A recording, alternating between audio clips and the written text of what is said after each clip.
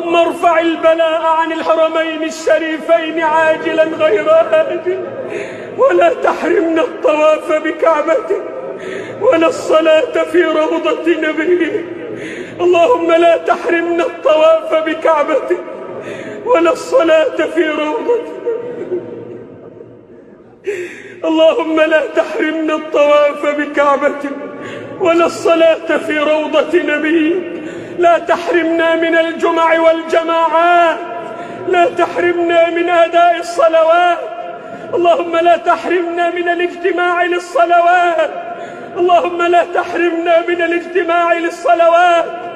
اللهم إن نبيك علمنا أن نفزع عند الشدائد إلى الصلاة لك، فنعوذ بك أن نحرم من الصلاة لك، ونعوذ بك أن نحرم من الاجتماع في بيوتك. لا تطردنا من بيوتك يا رب، لا تطردنا من بيوتك يا رب. اللهم إنا أنخنا مطايانا ببابك ووقفنا متضرعين في رحابك، فلا تطردنا عن جنابك.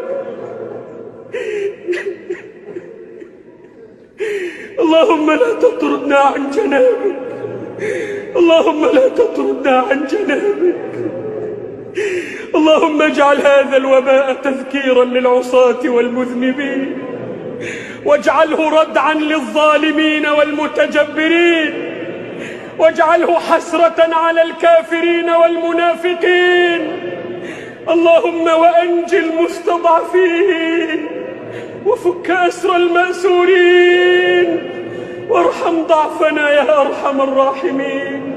اللهم ارحمنا فإنك بنا راحم، ولا تعذبنا فأنت علينا قادر، والطف بنا فيما جرت به المقادير، إنك على كل شيء قدير.